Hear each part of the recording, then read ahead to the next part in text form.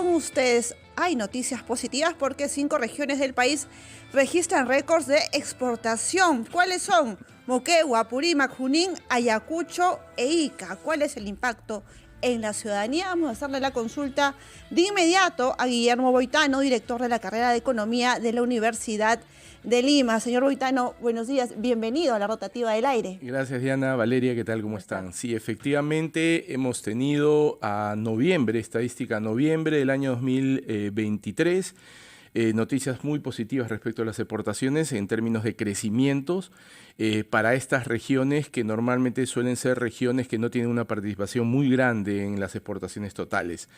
Y es importante el tema de las exportaciones porque si nosotros analizamos históricamente al Perú desde la década del 70 en adelante, lo que nosotros vamos a ver son dos partes. En una primera parte, del 70 probablemente hasta el 90, 94, en donde las exportaciones permanecen más o menos estables, crecen muy poco y podríamos estar hablando en el 70 de más o menos unos 1.000 millones aproximadamente de exportaciones. Y luego del 90, cuando vienen todo este tema de los tratados de libre comercio con China, con Estados Unidos, etcétera, etcétera, etcétera, hay un impulso tal que las exportaciones crecen más de 60 veces. Es decir, empezamos a crecer, pasamos a 4.4 millones aproximadamente en el 2004 y nos encontramos con los 65 millones en el 2022 y probablemente 66 millones en el año 2023, a pesar de que el año 2023 ha sido un año muy malo. Entonces, este crecimiento es importantísimo porque toda persona, todo alumno de economía, de los primeros cursos de economía, sabe perfectamente que las exportaciones son uno de los elementos que impactan en el crecimiento de la economía. Es parte de la fórmula, ¿no? Para calcular el famoso PBI, parte de la balanza comercial. Profesor, ¿cómo le explicamos al peruano de a pie, al taxista, a la señora que está vendiendo a esta hora de la mañana sus frutas, el pollo, que las exportaciones son tan positivas que se van a ver reflejados en algún momento, cómo se ve reflejados en sus bolsillos, ¿no? En la economía familiar? ¿Por qué es tan importante la exportación y por qué siempre estamos apostando y hablando de esta palabrita? Correcto. A ver, hay varios puntos que nosotros podríamos atacar para poder hacer entender a las personas la importancia de esto. El primer punto lo estábamos hablando. La exportación es uno de los principales componentes del Producto Bruto Interno. En el año 2022 aproximadamente tenía un peso del 25% del Producto Bruto Interno. Okay. Si nosotros observamos, la pobreza en el Perú se ha ido reduciendo conforme la economía ha ido creciendo y las exportaciones han sido uno de los elementos centrales que han permitido a la economía crecer. La pobreza se ha reducido del 60% al 20%, lamentablemente producto de los últimos 2 o 3 años otra vez está subiendo y podríamos llegar a algo más del 30% en el año 2023. Pero ese es uno de los principales elementos, el apoyo al crecimiento. Es como si nosotros fuésemos una fiesta. Imaginemos que estamos en una fiesta y somos 100 personas y solo hay una torta de 10 centímetros de diámetro y nada más. Todos tenemos que comer una lengua de torta. Pero ¿qué pasa si esa torta la hacemos crecer y en lugar de ser 10 centímetros la ponemos en 50 centímetros de diámetro? A cada uno de nosotros nos va a tocar una parte mayor. Por lo tanto, apostar por el crecimiento es eso, es tratar de que la torta sea más grande y todos podamos comer mucho más. Ese es el primer aspecto. El segundo aspecto es en el tema de empleo. Más o menos en el sector exportador, de acuerdo a ADEX, hay en empleos directos 3.6 millones de personas empleadas directamente. De estos 3.6 millones, aproximadamente 1.5, 1.4 están vinculados a agroexportación. Por lo tanto, el crecimiento en las exportaciones también tiene un efecto positivo en el empleo, porque se va a requerir más personas para trabajar. Y esto automáticamente, ¿qué significa? Más empleo, más ingresos para mi hogar, mayores posibilidades de tener un mayor bienestar. Por otro lado, ¿quiénes son las que exportan? Empresas. Estas empresas generan ventas. Estas ventas se convierten en utilidades. ¿Qué tiene que pagarle al Estado una empresa que genera utilidades? Impuestos. Por lo tanto, hay crecimiento de las exportaciones, mayores utilidades para las empresas, mayores impuestos. ¿Y qué hace o qué debería hacer el Estado con estos impuestos? Utilizarlos justamente para buscar solucionar problemas básicos como salud, educación. Carreteras, colegios. Correcto. Ajá. Sí. Dale. Ahora, usted mencionaba que este crecimiento está vinculado al rubro no tradicional. ¿Cuáles son los productos bandera en estas 5 regiones? A ver, digamos que hay una mezcla. ¿Ok? Si nosotros otra vez vamos a la historia, porque la historia siempre es buena recordar. Las exportaciones tradicionales allá por los 70, 60, más o menos eran un 90, 94% del total de los bienes que el Perú vendía en el exterior. Claro. ¿Cuál es el problema en la exportación tradicional? El valor agregado.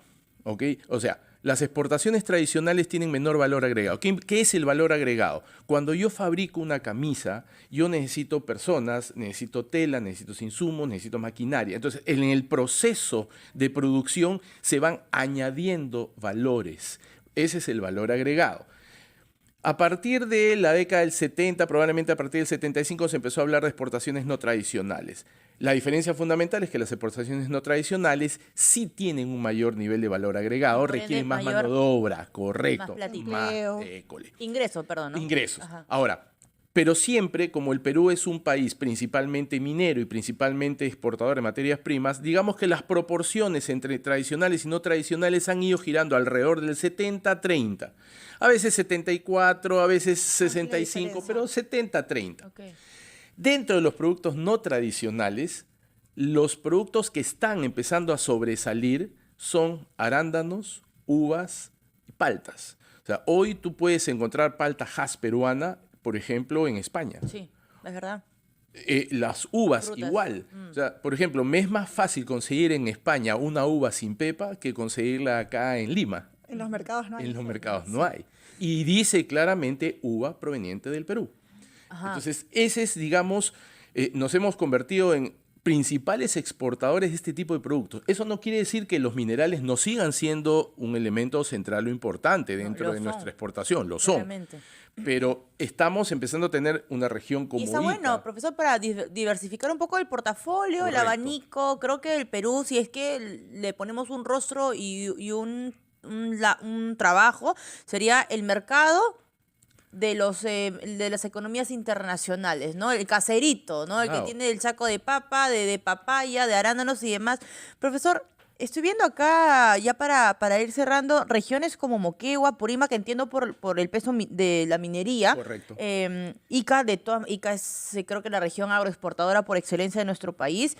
Junín, Ayacucho. O sea, hay regiones, digamos, profesor, que en los últimos años han asomado y están peleando ya quién va a ser el primer puesto de la región exportadora. Correcto. Sí, a ver, nuevamente, el impulso de la minería, acuérdense que en el año 2023, que ha sido otra vez un año bastante malo, algo que nos ha ayudado a no caer más ha sido justamente la minería. Y estas regiones, Ayacucho, Pasco, son regiones en donde la minería ha tenido un elemento central o ha sido un actor central para el crecimiento. Entonces, debemos darle gracias a esto. Ahora, recuerden otra cosa más, la minería paga canon. Entonces, mientras más se exporte, más canon debe entrar. Entonces, otra cosa es el problema de gestión. Bueno, es para otro programa. Correcto. Sí. Pero tenemos el recurso, es decir, hay el dinero para poder invertir en la propia región. Entonces, eso es uno de los aspectos importantes de este tema, ¿no? Y a todo esto, ¿cómo es que va a sumar la instalación o ya la próxima inauguración del puerto de Chancay? No, de hecho, Chancay tiene atributos que, digamos, van a mejorar la capacidad de carga respecto de lo que es el Callao.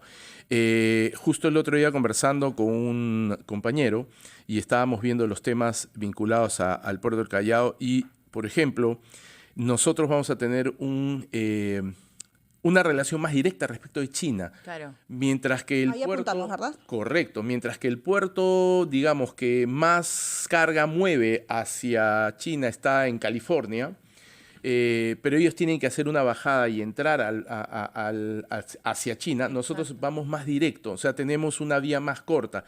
Y el segundo tema que este amigo me conversaba era justamente que Chancay tiene una profundidad mayor, entonces pueden entrar buques más mucho más pesados, mucho con más más grandes. contenedores. Exacto, Ajá. pueden entrar con más contenedores y salir con más carga también. Entonces, ese digamos que son dos cosas que van a ser importantísimas en este caso para Chancay Y va a ser una para buena el Perú, noticia, obviamente. ¿no? Para el 2024 esa y la ampliación del aeropuerto de Jorge Chávez. Ojalá de verdad pinte bastante bien. Y ojo que Chancay es netamente inversión privada. Correcto. Y lo que ha avanzado así en meses, y esto va a estar ya para cuando se realice APEC a fines de este año, noviembre, que incluso va a estar el presidente de China aquí inaugurando, Sí. y va a ser quizá el poner El el Perú evento en del año, vitrina. el evento Sí, económico de del año. todas maneras, Y ha y sido- ojalá se aproveche, Diana, para cerrar con mejores carreteras. Claro que sí, ha Eso. sido usted bastante gráfico. Si hay más exportación, hay utilidades, hay más empleo, se pagan impuestos, y si hay impuestos, hay dinero para invertir en salud y otros temas de políticas públicas. Son las 7:46 de la mañana, amigos. Es momento de ir a una pausa, pero regresamos con más información aquí en La Rotativa del Aire.